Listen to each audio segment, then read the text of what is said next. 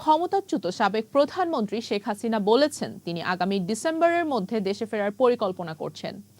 কিন্তু প্রশ্ন হলো, এটি কি শুধুই একটি রাজনৈতিক বার্তা নাকি সত্যিই দেশে ফেরার কোনো বাস্তব সম্ভাবনা তৈরি হয়েছে? আর এই আলোচনা আরো জোরালো হয়েছে যখন ভারতও এ নিয়ে নতুন করে তাদের অবস্থান জানিয়েছে। তাহলে পুরো ঘটনা আসলে কি?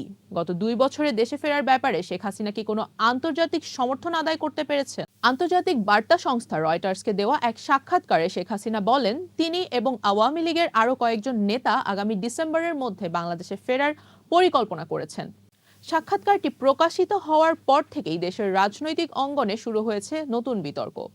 সোশ্যাল মিডিয়া, টক শো, রাজনৈতিক মহল সব জায়গাতেই এখন একই প্রশ্ন ঘুরছে, শেখ হাসিনা কি সত্যিই দেশে ফিরবেন? এই আলোচনার মধ্যেই বিষয়টি নিয়ে নিজেদের অবস্থান আবারও পরিষ্কার করেছে ভারত। মঙ্গলবার ভারতের পররাষ্ট্র মন্ত্রণালয়ের সাপ্তাহিক ব্রিফিংয়ে মুখপাত্র রণধীর জয়সওয়াল বলেন, শেখ হাসিনাকে বাংলাদেশে ফেরানোর বিষয়টি সম্পূর্ণ আইনি প্রক্রিয়ার সঙ্গে সম্পর্কিত। ভারতের অবস্থানে কোনো পরিবর্তন আসেনি। এ ধরনের বিষয়ে সিদ্ধান্ত আইন অনুযায়ী নেওয়া হবে। একই ব্রিফিংয়ে রয়টার্সে প্রকাশিত শেখ হাসিনার সেই সাক্ষাৎকার নিয়েও প্রশ্ন করা হয়। ভারত জানায় তারা আগের অবস্থানেই রয়েছে এবং আইনি কাঠামোর বাইরে কোনো মন্তব্য করছে না। আরও একটি গুরুত্বপূর্ণ বিষয়েও সেদিন কথা বলে নয়াদিল্লি।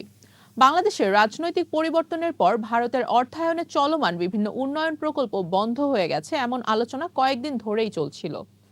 তবে ভারত সেই দাবি নাকচ করে দিয়েছে। ভারতের বক্তব্য, দুই দেশের সম্মতিতে যেসব প্রকল্প নেওয়া হয়েছে সেগুলোর কাজ আগের মতোই এগিয়ে চলেছে। অন্যদিকে শেখ হাসিনার দেশে ফেরার সম্ভাবনার খবর প্রকাশের পর দেশের বিভিন্ন রাজনৈতিক দলও প্রতিক্রিয়া জানাতে শুরু করেছে। বিএনপি, জামায়াতে ইসলামী এবং এনসিপি সহ বিভিন্ন দলের নেতারা বলেছেন শেখ হাসিনা দেশে ফিরলে তিনি রাজনৈতিক কর্মকাণ্ডে অংশগ্রহণ করতে নয়, বরং তার বিরুদ্ধে চলমান মামলাগুলোর বিচারিক প্রক্রিয়ার মুখোমুখি হবেন, এটাই হওয়া উচিত। প্রেক্ষাপটটাও জানা দরকার।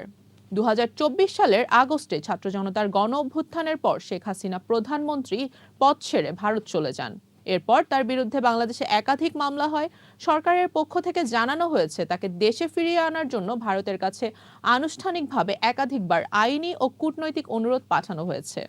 এদিকে সরকারের পক্ষ থেকেও একই ধরনের অবস্থানের কথা বলা হয়েছে। স্বরাষ্ট্রমন্ত্রী সালাউদ্দিন আহমেদ বলেন, শেখ হাসিনা দেশে ফিরবেন কি ফিরবেন না এটি শুধু ব্যক্তিগত ইচ্ছার বিষয় নয়, এটি আদালতের আদেশ, আইনি প্রক্রিয়া এবং দুই দেশের কূটনৈতিক যোগাযোগের বিষয়। সব মিলিয়ে এখন সবচেয়ে বড় প্রশ্ন একটাই, ডিসেম্বরে শেখ হাসিনার দেশে ফেরার পরিকল্পনা কি বাস্তবে রূপ নেবে নাকি এটি রাজনৈতিক আলোচনার মধ্যেই সীমাবদ্ধ থাকবে? এর উত্তর নির্ভর করবে আদালতের সিদ্ধান্ত, দুই দেশের আইনি ও কূটনৈতিক প্রক্রিয়া এবং পরবর্তী রাজনৈতিক পরিস্থিতির উপর। তাই আপাতত নিশ্চিতভাবে বলা যায় বিষয়টি এখনো আলোচনার পর্যায়ে রয়েছে। সামনে পরিস্থিতি যেদিকে এগোবে সেই অনুযায়ী পরিষ্কার হবে শেখ হাসিনার দেশে ফেরা নিয়ে এই বহুল আলোচিত প্রশ্নের উত্তর। রুবাইয়াত জান্নাত, টাইমস 24।